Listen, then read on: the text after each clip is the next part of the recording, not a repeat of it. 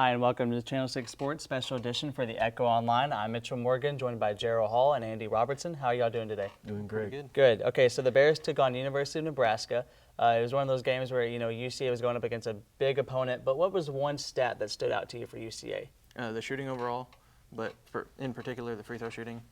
They got to the line 19 of 11 times. That's 57.9%. That's not good. That reminds me of last year's team when they were worse than the nation at free throw shooting, and it's like 100 or so teams. That's terrible. Like, you can't win games like that. That's whenever Pennell was hired, I asked him if that would be a point of emphasis for this team. He said it would. So I don't know if they're working on other things in practice and not necessarily going to this one, or if it's like the players outside of practice aren't taking shots or whatever. I don't know what it is, but the free throw shooting's got to get better for this team. Yeah, and a stat that I saw that stood out to me, other than shooting, was 3-point percentage.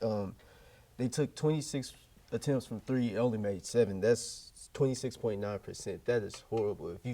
There's a saying in basketball: if you live by the 3, you die by the 3. Obviously, UCA died by the 3. You can't take those many 3-pointers and miss them all and expect to win the game. That's not going to happen because you're only creating opportunities for the defense to get out in transition and get up easy buckets. Another stat that also stood out to me was that the bench only had 4 field goals combined. And that's horrible because you need as much help, especially with a young team like this going up against a top 25 team like Nebraska. They have that experience. They have NCAA tournament experience. They have all that.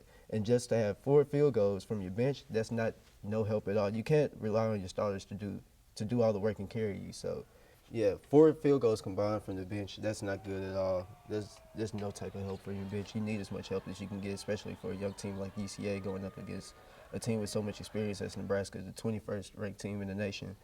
But if field goals can improve and shooting improves, then they would have been able to compete, I believe.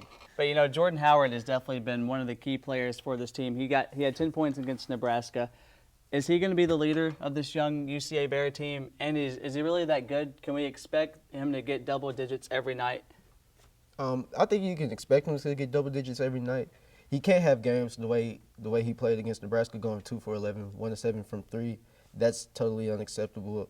You got to find, if you're having a bad shooting night, you got to find a way to get your teammates involved and get another hot hand going. But currently, right now, he has like 30% field goal shooting, 29% from 3. I mean, that's all right, considering that he's only a freshman. And you got to think, he's going to be here for a couple of years. He's not going to be one of those one-and-done type players. He's not going to be one of those 2 years type players. He probably will stay all 4 years, so he's going to improve and get better. But I do believe that he is the leader on this team. He seems to do everything on the floor. He's that floor general. He has that presence, and he likes to get his teammates involved.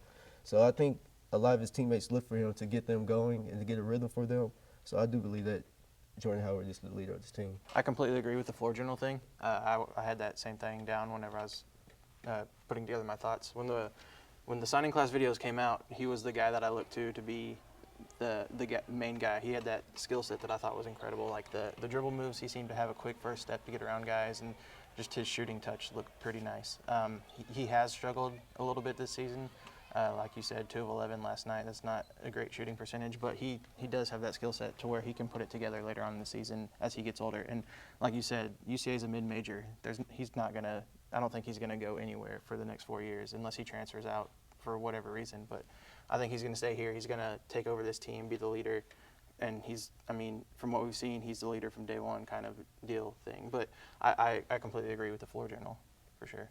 So UCA's next game is their home opener, something that we're looking forward to. It's against Southeast Missouri State. What are the keys to victory for this game, and what is your score prediction? For one, cut down on the turnovers. UCA, they're averaging 19 turnovers a game right now. They have 58 in total. You can't turn over the ball at all because that only creates opportunities for the opposing team.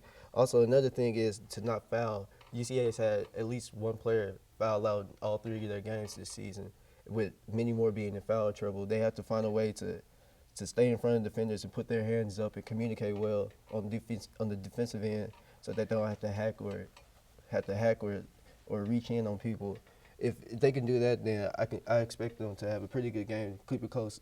It's not going to be a blowout, so that's a good thing for fans to think about. Southeast Missouri State, they just got their first win the other day in a blowout win against some like the Small school, yeah. small Division II school. So, I mean, they also have pretty similar season stats, so it should be a close game. Do you think they're going to win? I do think they're going to win. I predict the score to be roughly in the 70s. I say UCA 77 and Southeast Missouri State 70. Okay. I'm going to flip on that. I think UCA is going to lose this game. But Wow. for the keys to victory, though, I see three things. They need to limit the turnovers, like you said. That's been a main problem. I talked to Jordan Howard and Thatch Unruh after Sunday's game against Omaha, and they said that those were two things that they needed to do. And rebounding for sure. I think against Omaha, they were out-rebounded 51-25. That's terrible. You got to crash the glass. And Southeast Missouri they've kind of ran into the same problems that UCA has. They were projected to finish fourth in the Ohio Valley Conference. They've lost, in their two losses, they've only lost by about 10. So UCA has played the tougher schedule, though. I think this will be like a close game, like you said, maybe like in the 10-point region. I think it'll be like 78-68 or so. So with Southeastern Missouri winning, I just don't Man, think you have UCA no can win hope yet. for UCA. I think UCA having the tougher schedule is going to help UCA against this Southeastern Missouri State team. I think that gives them an advantage.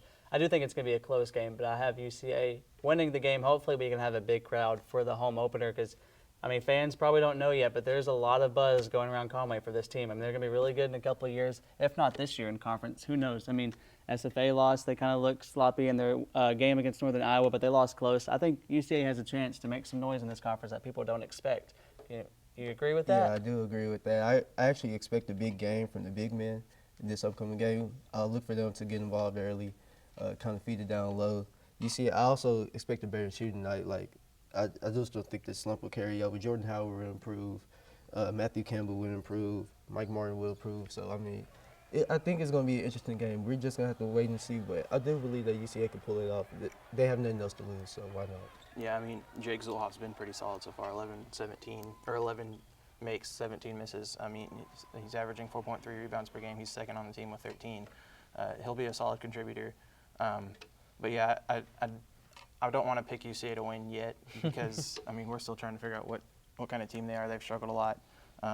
That will come eventually. I mean, they have a few games against Sun Belt teams that'll probably be pretty tough matchups too. So they'll put it together in about the late season, but for right now, it's kind of iffy on what they're going to do.